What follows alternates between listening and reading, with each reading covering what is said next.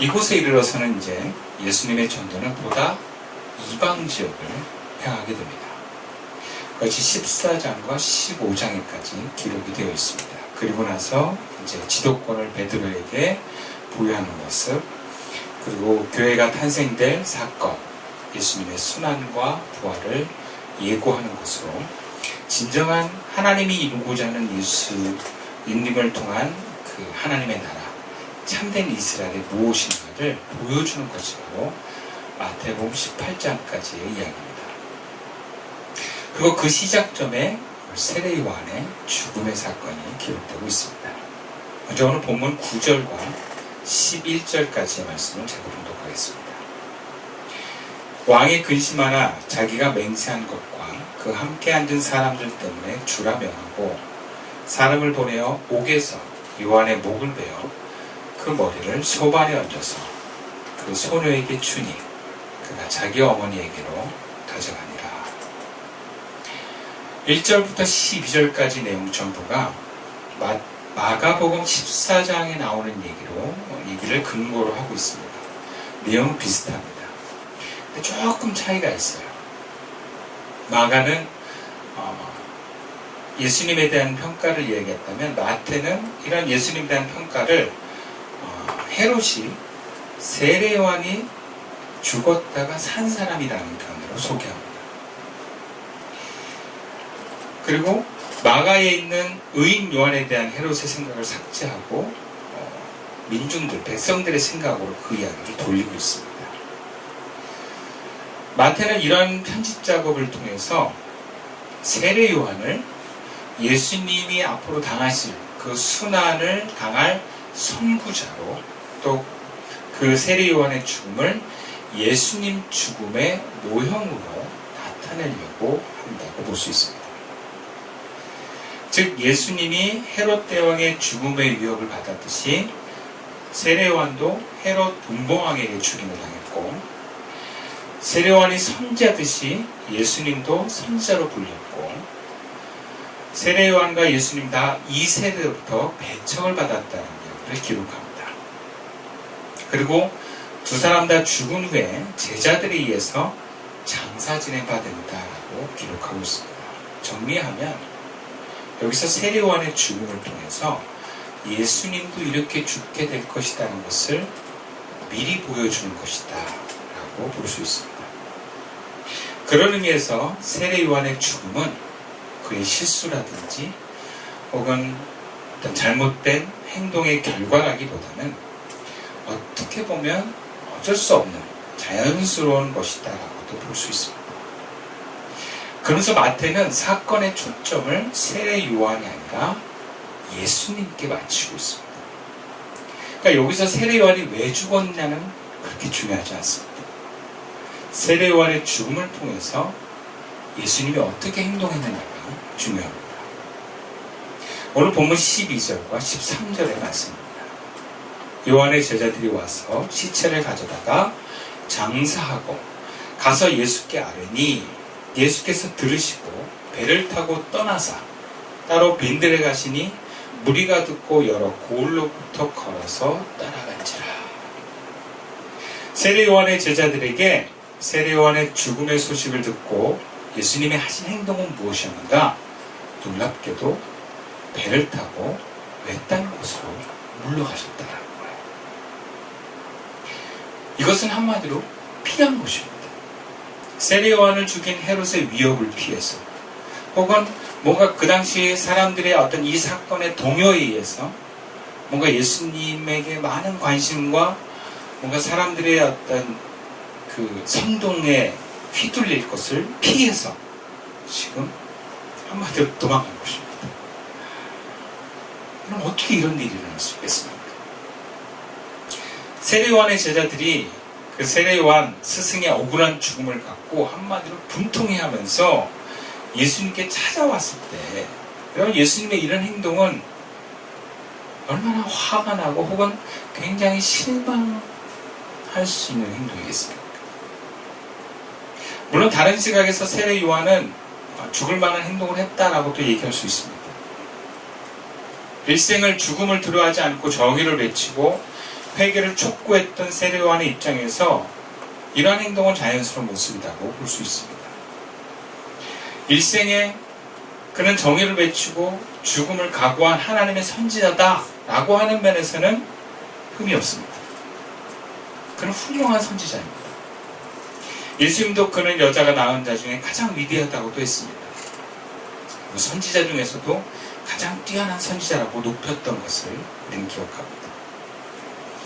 심지어 헤롯 왕까지 그를 감옥에 가둬짠 함부로는 죽일 수 없는 영향력 있는 사람이었다는 것은 분명합니다. 그런 가운데 본문에 기록된 그의 죽음을 보면 죽음을 당한 이 세례요한이 헤롯의 부정을 지적하며 회개를 촉구하는 것이 죽음의 이유다라고 보기 좀 어렵습니다. 본문 그대로만 볼 때는 세례요한의 죽음은 헤로디아의 계략 때문에 일어난 것이고 또 헤롯 왕의 가벼운 맹세에서 비롯된 것이다라고 볼 수 있습니다. 그래서 세례요한의 죽음에 책임을 묻는다면 헤로디아와 헤롯 왕에게 물어야 합니다. 성경은 이 사건의 연장선에서 과연 예수님은 이것을 어떻게 대하는가에 초점을 맞춥니다. 근데 예수님은 놀랍게 피하십니다. 이것은 분명히 헤롯의 위협으로부터 혹은 사람들의 뭔가 선동으로부터 피한 것입니다. 영어 성경에서도 withdraw라는 단어를 쓰고 있습니다. 이것은 중간에 하던 일을 멈추고 뒤로 물러나는 것을 말합니다. 예수님은 예루살렘 사역을 중단하시고 외딴 곳으로 물러가신 것입니다. 심지어 쉬운 성경에서는 혼자 조용한 곳으로 가셨다 이렇게 번역하고 있습니다. 제자들을 데리고 보란듯이 떠들썩하게 알려지겠다는 것이 아니라는 것입니다. 그리고 이러한 행동은 세례요한의 제자들이 세례요한의 억울한 죽음을 알렸던 바로 그때 일어난 것입니다. 그러면 세례요한의 제자들이 얼마나 이 모습을 보고 예수님의 이 모습을 보고 얼마나 황당했겠습니까? 이 사람이 메시아가 맞나? 우리 스승이 얘기했던 정말 그 하나님의 이 메시아가 맞나? 사람들을 치유하고 기적을 일으키고 바리새인들과는 거침없이 말을 하고 심지어 요한복음의 시점에서는 성전까지 뒤집어 엎었던 그 예수님이 헤롯의 이런 불의한 곳에 우리 스승이 억울한 죽음을 당한 것에 이렇게 아무 말 없이 떠날 수 있는가? 이해가 안 갔을 거예요. 아마 예수님에 대해서 실망하고 상처받았을 것입니다. 그러니까 우리가 목사에 대한 기대가 있듯이 대부분 예수님에 대한 기대가 있습니다. 예수님이 어떤 분일까? 예수님은 이런 분이실 거야. 예수님은 사랑이 많아서 끊임없이 용서해 주실 거야. 나에게는 이렇게 대해 주실 거야. 자기 기대들이 다 있어요. 실제 예수님과는 상관없이 자기 기대를 있어요. 예수 이런 분이야 라고. 그러니까 어떤 분은 죄 짓는 것을 되게 담대하기도 해요. 왜? 예수님은 끊임없이 용서해 주는 분이라고 내가 믿고 기대하고 있기 때문에. 며칠 전에 우리 자녀들과 성경 공부를 하는데 이스라엘 얘기를 하면서 이런 얘기를 하는 거예요. 어떻게 하나님이 이스라엘만 특별히 택하셔서 사랑할 수 있느냐. 이거 차별 아니냐. 그러더라고요. 그러니까 일리가 있다. 근데 그 어떤 고등학생, 초등학생의 그 사고 안에 그걸 다 설명할 수는 없었어요. 근데 본인의 입장에서는 아마 하나님은 이런 분이다, 공평하신 분이다 라는 전제에서 질문했겠죠. 그러니까 우리는 나름대로 자기가 생각하는 그 하나님, 예수님에 대한 기대가 있고 이해가 있습니다. 근데 그 기대에 반대되는 모습과 말씀을 듣고 있으면 혹은 그런 상황이 일어나면 우리는 되게 당황하고 힘들어합니다. 오늘 본문에 나오는 예수님이 바로 그런 모습입니다. 어떻게 예수님이 헤롯의 이러한 불의에 침묵할 수 있는가? 예수님이 무능한가? 그건 아니지 않느냐 이거예요.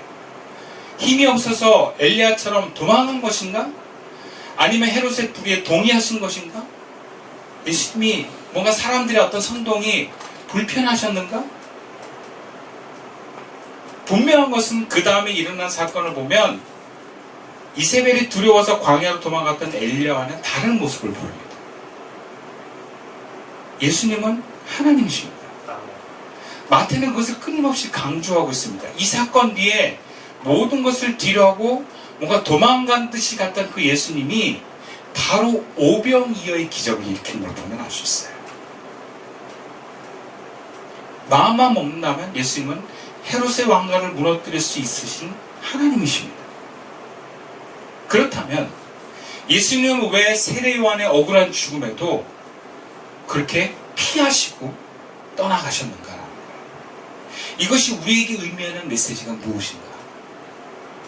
일단 예수님의 모든 행동은 성부 하나님의 의도와 뜻에 맞게 행동하시고 말씀하신다는 것을 알아야 됩니다.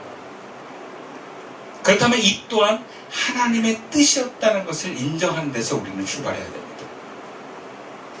그렇다면 왜 하나님께서는 여기 세례 요한의 억울한 죽음의 사건에 뭔가 사람들이 동요하고 이 잘못된 불의한 왕권을 무너뜨릴 수 있는 이 상황에서 예수님이 헤롯에 맞서지 않고 몰래 피하게 하셨을까? 이것은 예수님은 아직 죽을 때가 아니기 때문입니다. 혹은 예수님이 지금 이스라엘의 왕이 될 때가 아니에요. 예수님의 죽음은 때가 있습니다. 근데 지금 헤롯에 맞서는 것은 어쩌면 죽음을 자초하는 것일 수도 있습니다. 지금 예루살렘에 그대로 머뭇거리다가 헤롯의 악행의 어떤 그 연속성에서 예수님이 갇힐 수도 있습니다. 오히려 사람들의 지지를 받고 더 뭔가 반란의 조짐이 보일 때 헤롯은 군대를 동원해서 예수님을 잡아올 수도 있습니다. 사도행전에 보면 헤롯 왕은 3세인데 예수님의 제자 야고보를 죽이고 곧바로 베드로를 잡아가게. 심지어 헤롯 대왕은 예수님 태어났을 때 근방에 예수님이 태어난 그 베들레헴 지역의 아이들을 2살 아이를 다 죽여버려요. 그런 집안이야. 그러니까 예수님 가만 두겠습니까?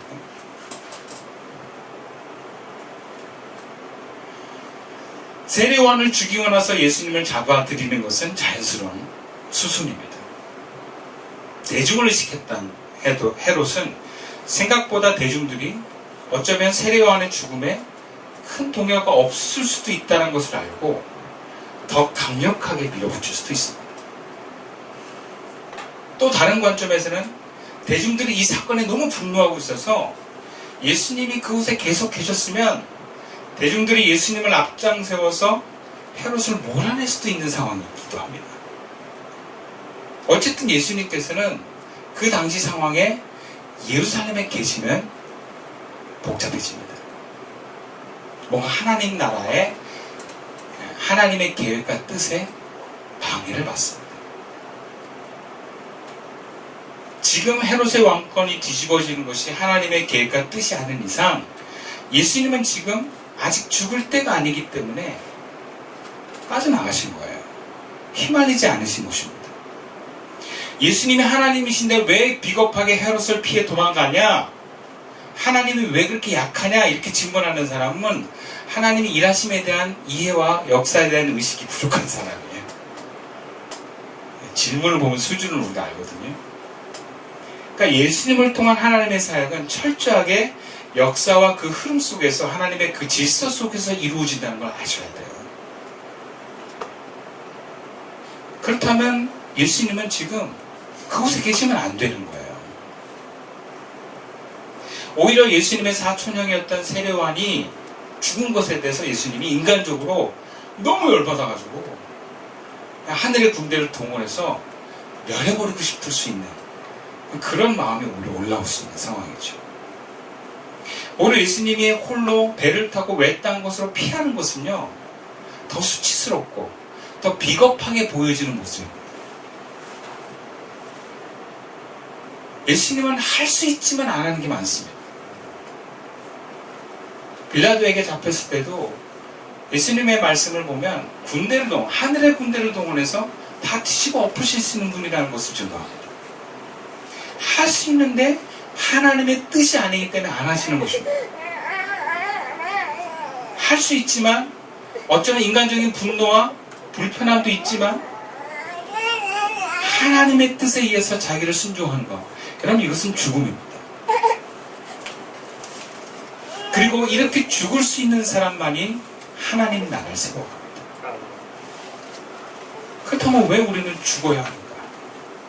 왜 우리는 억울하게 예수님처럼 이 마음의 동요와 원함을 내려놔야 되는가?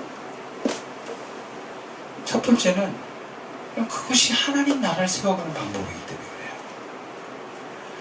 예수님은 남을 죽이고 제거하는 방법으로 하나님 나라를 세워가지 않았습니다. 역사의 왕들은 자기가 왕권을 잡기 위해서 남을 제거했습니다.